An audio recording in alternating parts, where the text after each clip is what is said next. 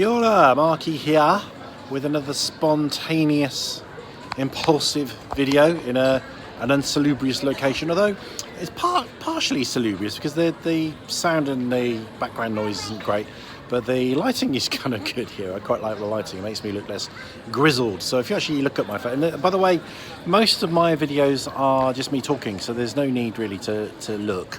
You know, they're better off listened to. I mean, you know, it's been said before, I've got a good face for radio.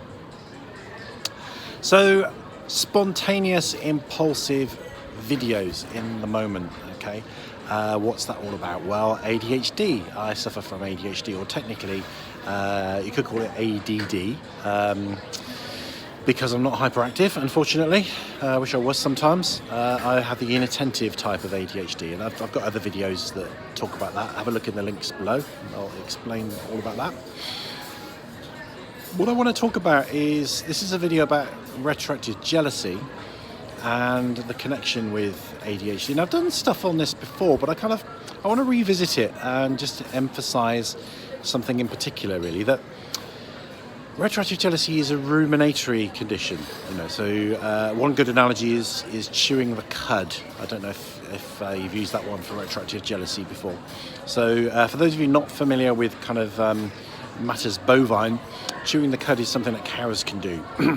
So because grass is quite difficult to digest and they eat an awful lot of it, what they do is they regurgitate it and re-chew it, which is what retroactive jealousy is, regurgitating something which should have literally passed a long time ago, but you bring it back and you chew it over again. You know, what better analogy could you have for retroactive jealousy?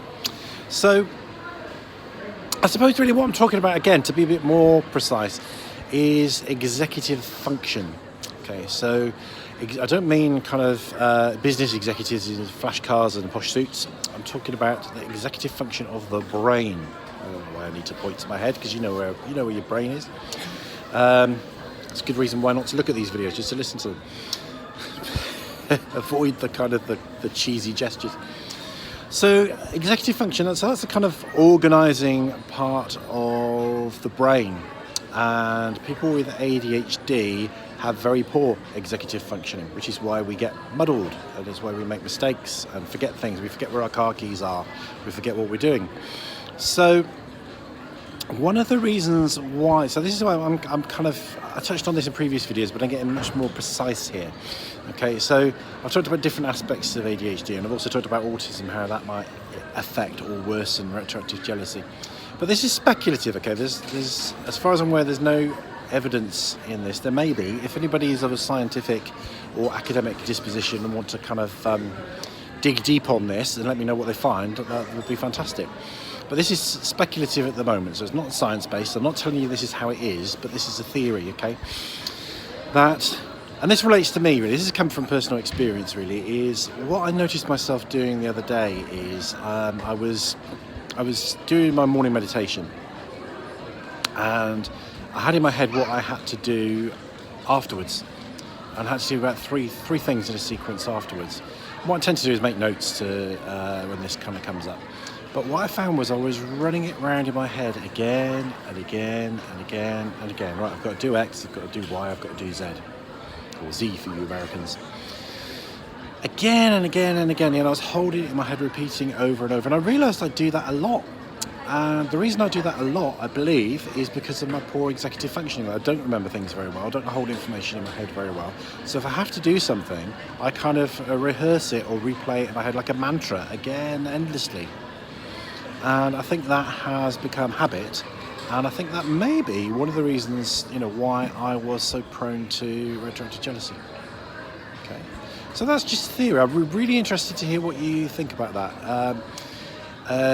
We might do some more stuff on executive function. It's quite a complex thing to. Well, it's not complex, but it's a kind of it would warrant a video all to itself. And I think there are probably people that have done better videos on executive function than I have. In fact, I have seen some YouTube videos on executive function. So watch somebody else's video. I don't like talking about things like that anyway. I find that a little bit dry, that side of it. So go and find somebody else's video on executive function. In fact, if I can find a good one, I'll stick it in the links below.